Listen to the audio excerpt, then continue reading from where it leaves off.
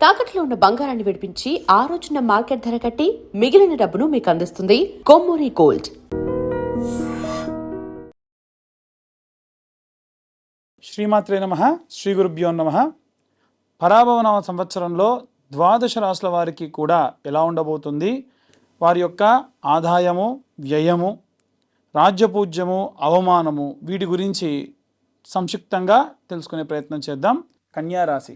కన్యారాశి వారికి సంబంధించి ఈ సంవత్సరం పరాభవనామ సంవత్సరంలో ఆదాయం 8, వ్యయం 11, రాజ్యపూజ్యం 3, అవమానం 3. ఆదాయం కాస్త నెమ్మదిగా స్థిరంగా పెరుగుతున్నప్పటికీ టెక్నికల్ పరమైనటువంటి వాటి విషయాల్లో వీరికి ఆదాయం పెరిగే అవకాశం ఉంటుంది. సేవింగ్స్కి సంబంధించి అధికమైనటువంటి సాధ్యం పెరిగేటువంటి అవకాశం కూడా ఉంది. మెడికల్ పరమైనటువంటి ఖర్చులు పెరిగే అవకాశం ఉంది. చిన్న చిన్న సమస్యలకు కూడా చాలా వైద్యపరమైన ఖర్చు పెరిగే అవకాశం ఉంది. అప్పులు ఇవ్వకండి, అప్పులు తీసుకోకుండా ఉండండి. ఉద్యోగానికి, వ్యాపారానికి సంబంధించిన విషయానికి వస్తే కష్టానికి తగినటువంటి ప్రతిఫలం దక్కుతుంది. ప్రమోషన్లో కాస్త ఆలస్యంగానైనా సరే ప్రమోషన్ వస్తుంది. టెక్నికల్ రంగంలో శుభంగా ఉంటుంది. క్రమశిక్షణ అవసరం. అలాగే వ్యాపారానికి సంబంధించిన విషయానికి వస్తే అకౌంటింగ్, కన్సల్టెన్సీ, డిజైన్ రంగాలకి లాభం. చిన్న వ్యాపారం కూడా విస్తీర్ణత చెందించి ఫ్రాంచైజీ ఇచ్చి మంచి వ్యాపారాన్ని పెంపొందించే క్రమంగా ముందుకెళ్తారు. విద్యార్థులకు సంబంధించిన విషయానికి వస్తే వైద్య విద్య, సాంకేతిక విద్య, ఇంజనీరింగ్, అలాగే అనలిటిక్స్ చేసేటువంటి వాళ్ళకి ఫోకస్ పెంచితే మంచి ర్యాంకులు రావడం, మంచి విద్య రావడం ఖచ్చితంగా జరుగుతుంది. గృహిణుల విషయానికి వస్తే కనుక ఆరోగ్యం పట్ల శ్రద్ధ వహించండి. కేవలం కుటుంబం గురించే కాదు, మీ గురించి కూడా పట్టించుకోండి. ఇంటి నిర్వహణలో చాలా నైపుణ్యంగా ముందుకెళ్తూ ఉంటారు. సేవింగ్స్ కూడా చాలా అద్భుతంగా చేస్తారు.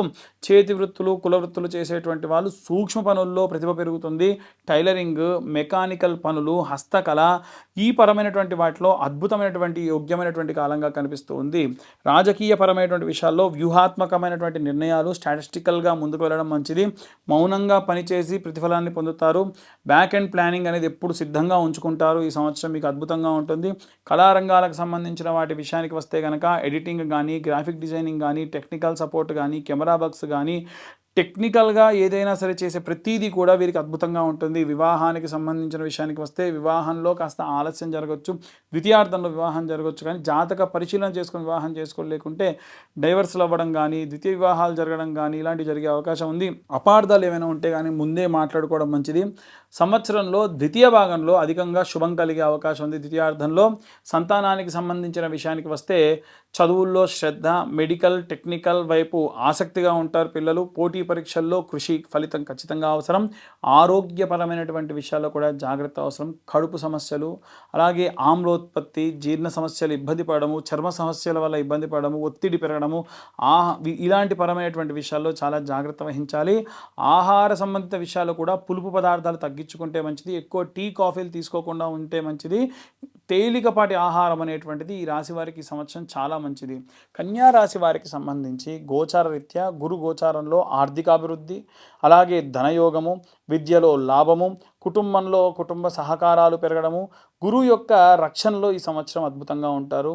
శని గోచార రీత్యా చూసుకుంటే ఆరోగ్యం జాగ్రత్తగా ఉండాలి. ఒత్తిడి పెరుగుతుంది, పని భారం పెరుగుతుంది, నెమ్మదిగా ఎదుగుదల అనేది ఉంటుంది.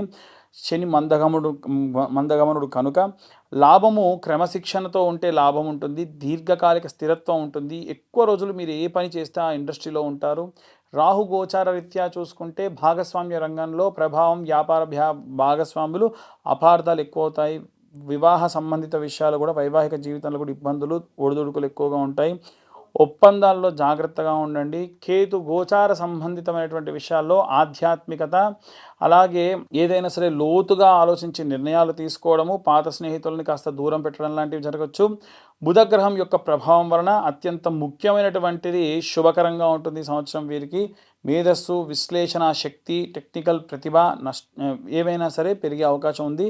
ఏదైనా నష్టం జరుగుతుంది అంటే అతిగా ఆలోచించడము, స్వల్ప విషయాలను పెద్దవి చేయడము, ఇలాంటివి జరిగే అవకాశం ఉంది. మార్చి నుండి జూలై ప్రాంతం వరకు ఆరోగ్యం పట్ల జాగ్రత్తగా వహించండి.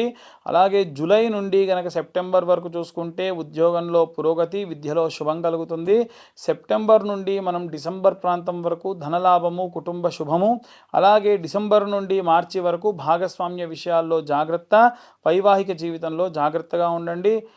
కన్యారాశి వారికి సంబంధించి చేసేటువంటి శాంతి పరమైనటువంటి పూజలు ఏమైనా ఉన్నాయి అని అంటే దేవతారాధన, దుర్గాదేవి యొక్క ఆరాధన, మహాలక్ష్మి ఆరాధన, అలాగే విష్ణుమూర్తి యొక్క ఆరాధన చేయడం మంచిది.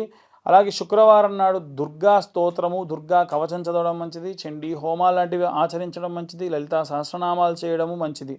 దానాలు చేయాల్సినటువంటివి ఏమిటంటే పచ్చ వస్త్రం, అంటే ఆకుపచ్చ వస్త్రంలో పెసళ్ళు, ఏదైనా సరే దేవతలకు సంబంధించి ధ్యానం చేసుకునే వీలుగా ఉండేటువంటి, పారాయణ చేసుకునేటువంటి వాటిని ఆ వస్త్రంలో పెట్టి గనక పుస్తకాన్ని దానం చేయడము, ఔషధులు దానం చేయడము, గురువులకు కానీ పెద్దలకు కానీ మందులు కొనియడము. శుభవర్ణము ఏమిటి అంటే ఆకుపచ్చ వర్ణము, లైట్ గ్రీన్, క్రీమ్ కలర్ అనేటువంటిది.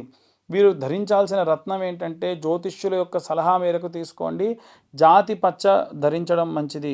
వీరు నివారణ చేయాల్సినటువంటివి ఏమైనా ఉన్నాయా అంటే శుక్రవారం నాడు వివాదాలకు వెళ్లకుండా ఉంటే మంచిది. అనవసరంగా విమర్శలు పెరిగే అవకాశం ఉంటుంది. పులుపు అధికంగా తినకుండా ఉంటే మంచిది. ఓవరాల్గా కన్యారాశి వారికి సంబంధించి క్రమశిక్షణ ఈ సంవత్సరం చాలా అద్భుతంగా ఉంటుంది. గురు ఆర్థిక రక్షణ, శని ఆరోగ్య పరీక్ష, భాగస్వామ్య జాగ్రత్త, సహనం ఉంటే పెద్ద పెద్ద విజయాలు సాధించేటువంటి అవకాశం ఖచ్చితంగా ఉంది. ఓవరాల్గా కన్యారాశి వారికి సంబంధించి తిథి, వార, నక్షత్ర, యోగ కరణాన్ని బట్టి గోచార రీత్యా ఇప్పటి వరకు ఇవన్నీ కూడా చెప్పడం జరిగింది. ఇంకా ఎవరి జాతకం వారికి డీటెయిల్గా కావాలనుకుంటే మీ పేరు, మీ date of birth, time, place కింద ఉన్న నెంబర్ కాంటాక్ట్ చేస్తే డీటెయిల్గా జాతకం గురించి చెప్పడం జరుగుతుంది. అలాగే ఈ సంవత్సరం ఇంకా ఈ ఉగాది రోజున మనం ఎలాంటి జాగ్రత్తలు తీసుకోవాలి, ఎలాంటి మంత్రపఠనం చేయాలి, అలాగే అసలు ఉగాదిని మనం ఎందుకు జరుపుకుంటాము, ఇలాంటి విషయాలన్నీ ఇప్పుడు మనం తెలుసుకుందాం. ఉగాది అంటే యుగమునకు ఆది.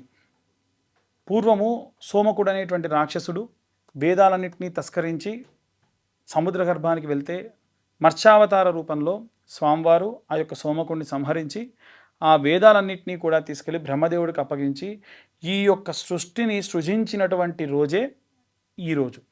కాబట్టే యుగమునకు ఆది ఉగాది అంటారు. అంటే మనందరం కూడా పుట్టింది, మన మూలాలు పుట్టింది ఈరోజే. కాబట్టి మనందరి పుట్టినరోజు ఈరోజు.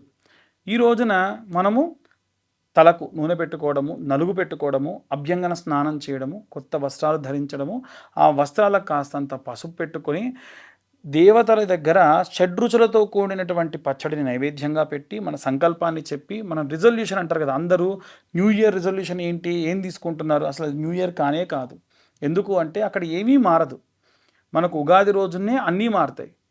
ప్రకృతి మారుతుంది, ప్రకృతిలో వాసనలు మారుతాయి, ప్రకృతిలో పక్షుల యొక్క కిలకిల రావాలు మారుతాయి, వాతావరణంలో మార్పులు ఉంటాయి. కాబట్టి ఉగాది మన యొక్క అసలైనటువంటి న్యూ ఇయర్. కాబట్టి ఆ రోజున అందరూ కూడా నూతన సంవత్సర శుభాకాంక్షలు చెప్పుకోండి. ఇదంతా అయిన తర్వాతకి రాజదర్శనం చేయాలి. రాజు అంటే దేవుడే రాజు యొక్క రూపంలో ఉంటాడు అంటారు. ఇప్పుడు మనకు రాజులు దేవత రూపంలో లేరు కాబట్టి విశేషంగా శివకేశవుల యొక్క దర్శనం, అంటే దేవాలయానికి వెళ్ళి శివుడిని, విష్ణువుని దర్శించుకోవడం మంచిది. అలాగే ఈ యొక్క ఉగాది రోజున పంచాంగ శ్రవణాన్ని వినండి. ఇప్పుడు మనకు చెప్తున్నటువంటి పంచాంగ శ్రవణం అంతా కూడా మీరు మీ రాశికి సంబంధించి ఎలా ఉంది, ఈ సంవత్సరంలో ఏ టైం నుంచి ఏ టైం వరకు ఎలా ఉంది అనేటువంటి విషయాలు కూడా సంక్షిప్తంగా చెప్పేటువంటి ప్రయత్నం చేశాము. కాబట్టి ఎవరైనా జాతకాలు చెప్పించుకోవాలన్నా ఈ రోజున చెప్పించుకోవచ్చు.